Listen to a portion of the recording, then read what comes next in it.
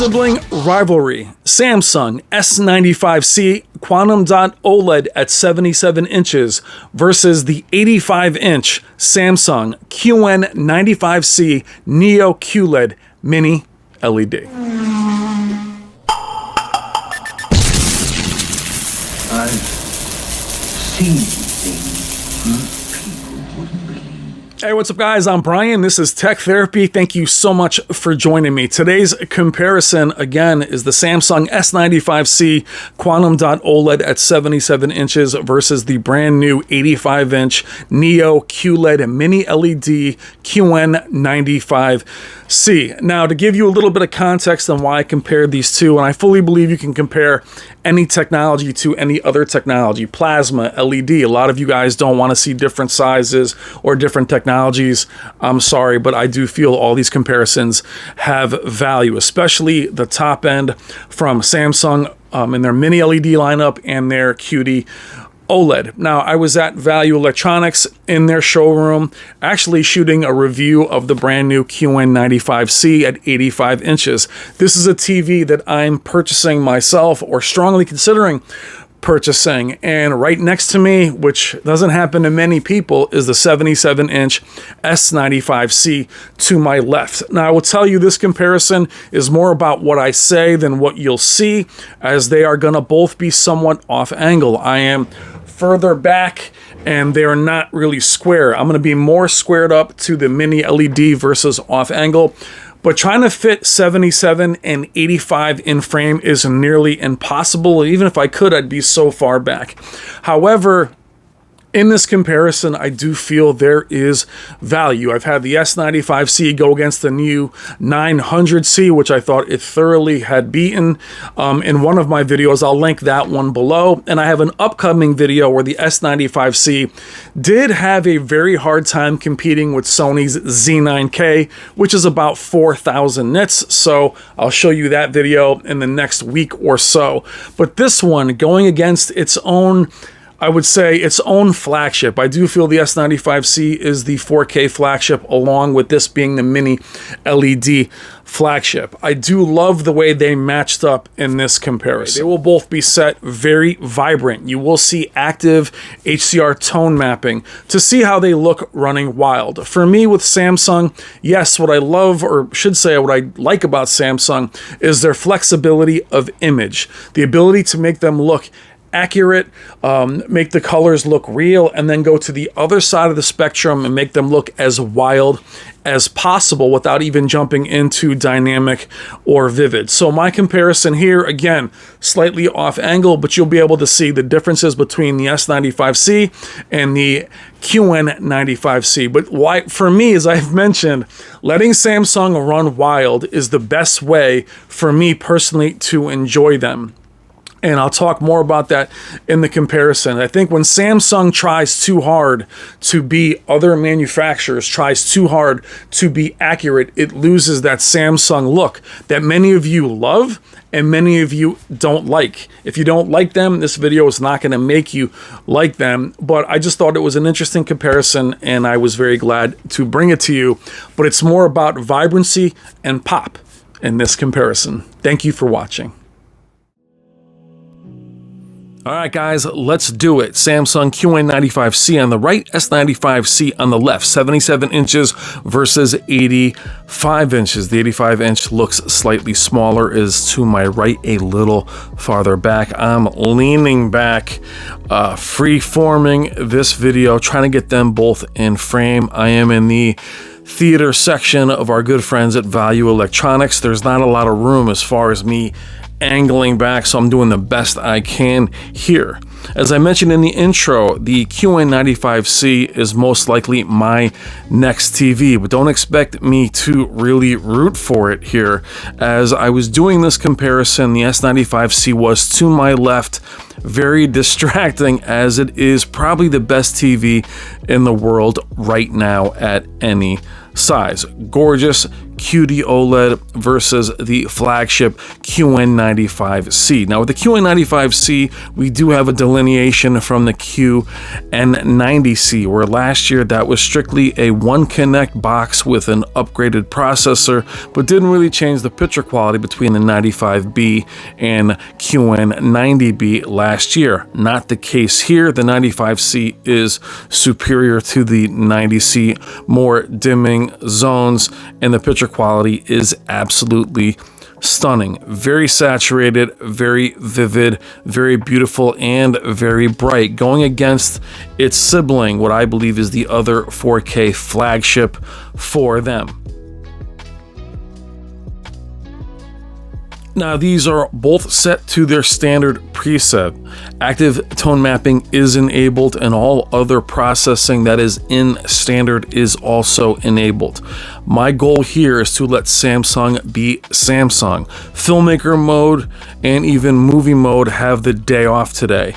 Not really interested in showing you that right now. I'm here to show you what Samsung can really look like, what it looks like when it's in store, primarily when people are very attracted to it. For me, the QN95C looks stunning, but even in game mode, it took a lot of work to let it unchain itself from trying to be so accurate that it no longer looked like a Samsung any longer. As we're here in these darker scenes, the light control of the QN95C mini LED is phenomenal.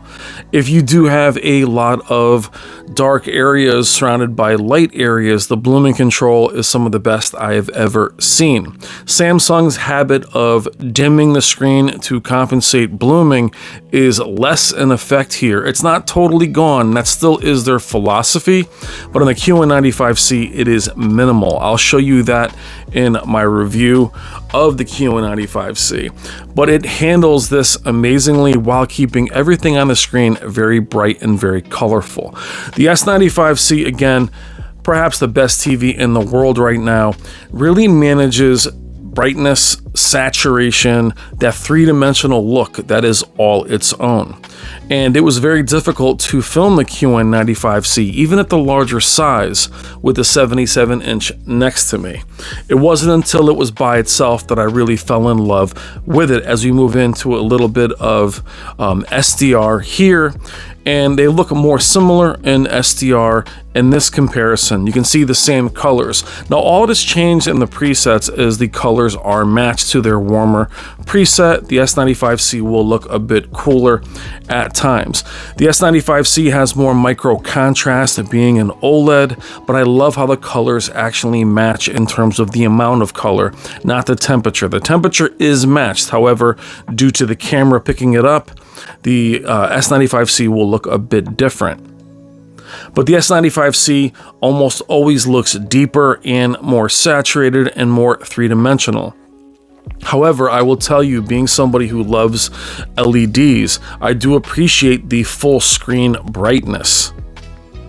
The HDR impact is greater on all OLEDs, especially the quantum dot OLEDs. Small specular highlights, jewelry, sparks tend to have more impact, but with mini LED explosions, larger areas of brightness do show up more on that full field brightness, which I do appreciate on the QN95C.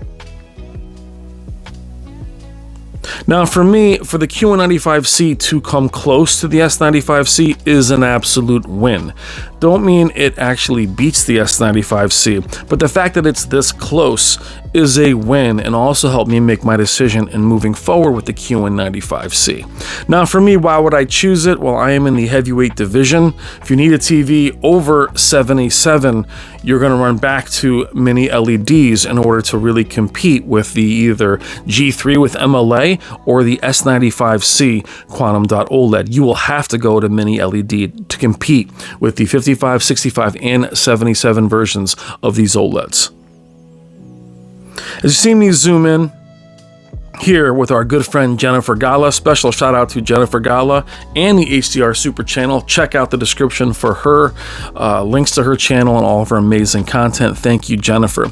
But as we zoom in, you can see that there is a bit more detail on the S95C, but there's a warmth and a full field brightness that the QN95C has. That's what I fell in love with. There almost felt like there was an actual heat coming off the TV, even though it wasn't the case. Same here as we go back and forth. Looking at the specular highlights between the two, we're starting with the QN95C, then over to the more detailed and saturated S95C. However, some of you will like the QN95C more. I will tell you, though the contrast ratio and the micro contrast ratio on the QD-OLED is obviously much higher, there wasn't any time in this comparison, especially in person, where the QN95 ever looked washed out. It didn't look nearly as deep as you see here or three-dimensional. However, it never looked bad. It never looked, sorry about the shaky camera there, the Cloverfield Blair Witch camera, but I am leaning back here. This was a last-minute comparison I threw together while I was filming the QN95. Now we're going to move into the most vivid preset from Samsung, as we are here to show you how bright and vibrant they look. At the higher brightness settings, they do look more similar. But I was blown away by the QN95C. It dealt with the S95C much better than the 900C. But I will tell you my experiences with the 8K lineup from the 900A, B, and C, they always need a few months to update themselves and get themselves looking, excellent and where they should be. It takes a long time. But the 900C did not hang in there anywhere as near as the QN95C does. In every shot, I will tell you the S95C wins simply because depth of image, saturation, and contrast ratio, as well as micro contrast. Micro contrast is simply the depth and the black level within the image instead of the delineation around the image. Think the texture of clothing. All of that is more effective here when you can control pixel per pixel. Now here with Jennifer's content, as we look, this is not raised blacks. I wanted to use this particular demo that she has here, as it is a little bit lifted because it is brighter, but I want to show you how well the QN95C actually behaves here. The S95C looks lifted. It isn't. It's just the way it's shot to show more detail, but the QN95C looks amazing there, even though it is faded looking. That's just the demo, but I want to show you how well the light control is. No crushing of stars. Special thanks to Value Electronics for allowing me to film these two amazing TVs within their store in Scarsdale. Please consider making your next AV purchase through them. Check the description below for all their information. Let them know that Brian at Brian's Tech Therapy sent you. They will take great care of you. Thank you, Robert. Thank you, Wendy. Thank you, Leanne. But how good do they look together? Now, what's interesting is the 85-inch size is a big difference from the 77-inch OLED, but I will tell you, going from 83 to 85 is not that big a deal, considering the QN95C is nearly borderless, very similar to the 900C. Not quite that level, but they don't seem as big as you would think. I love comparing displays from the same manufacturer. It's so much easier to go preset for preset. But for me, to leave Filmmaker alone and those other more accurate presets, many other channels are rocking that. For me, I want to show you what you can really see here. Now, obviously, you're going to see a bit of blooming and haloing. That is there. You are going to see a bit of that, as it is a quick transition, but it still handles it amazingly.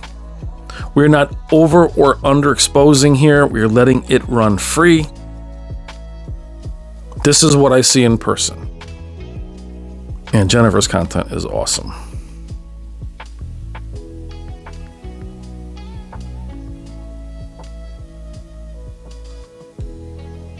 Now, what I love again for Samsung this year is flexibility of image. As I was mentioning before, you have adaptive and static. You have a lot of gaming features. Now, my biggest complaint is they're not all in the same menu. They're a bit all over the place. But you can make it look as accurate as you like and as wild as you like. And I won't judge. Put them in any preset you like. I am not interested in the snobbery of things have to be a certain way. I'm showing you how I want Samsung to look. I feel they are at their best when they're trying to be themselves. I feel Samsung lost its way a few years ago trying to be more accurate. Be yourself and show them how you can really look. But damn, they look phenomenal. Now, the S95C not having an 83-inch is an absolute bummer. I am moving up in size. For those who don't know me, I'm coming from a 83-inch LG C1.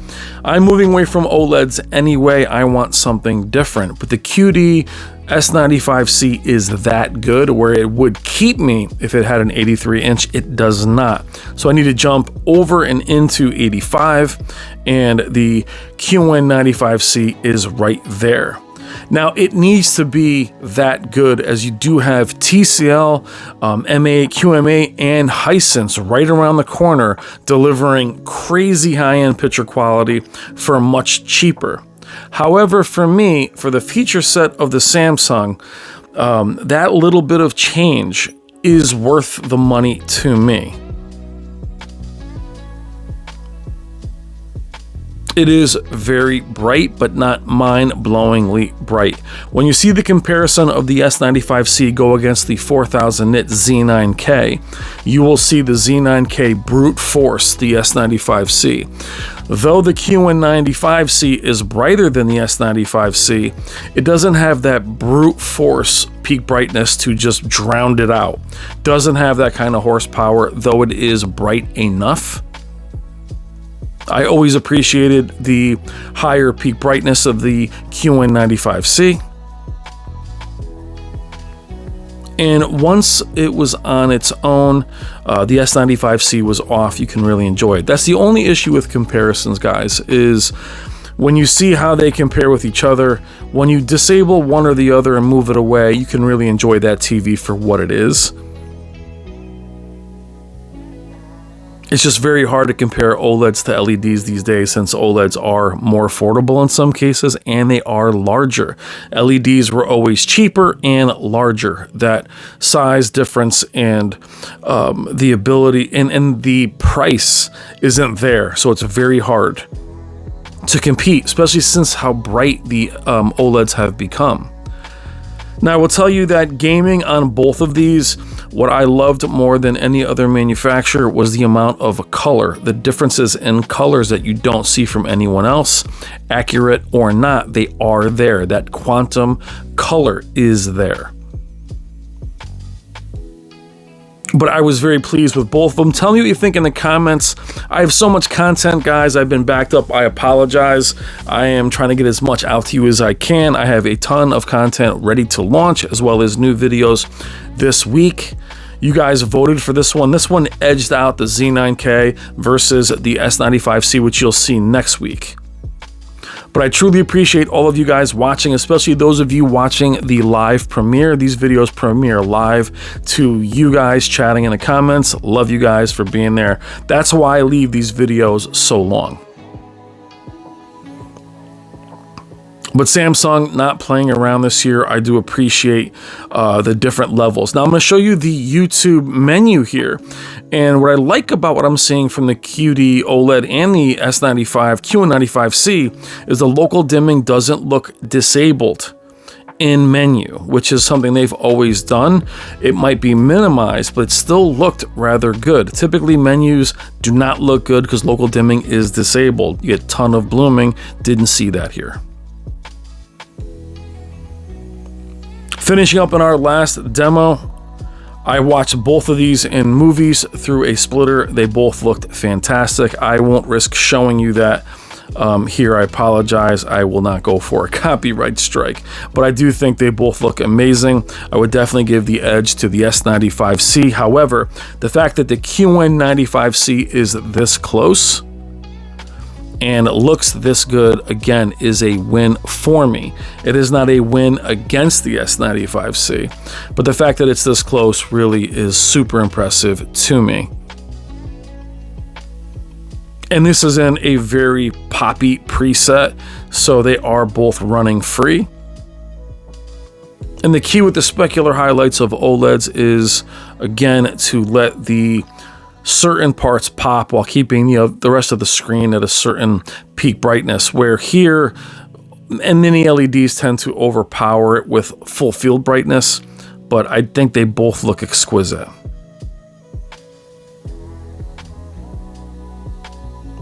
And the warmth of the mini LED is something I really miss that I'm looking forward to going back to. Screen uniformity, excellent on every QD-OLED I've seen, and actually very good on this 85-inch. The DSC was minimal. Again, we'll cover that in the review of that panel of the QN95C. But I love them both. I think they are fantastic. But I am looking at the QN95C simply because I need a larger size.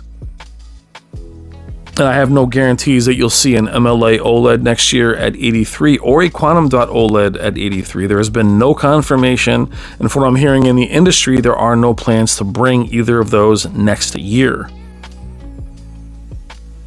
Let me know what you think in the comments. Which do you prefer? Which are you looking at? Or are you waiting for TCL and Hisense and Sony, which I'll see the X95 actually this Thursday? But the gaming features of Samsung, with its picture quality and its versatility, very, very hard to beat. Either one of these is a must buy. All right, guys, thank you so much for watching. I'm Brian at Tech Therapy. Please consider liking and subscribe. Take care. Love you guys.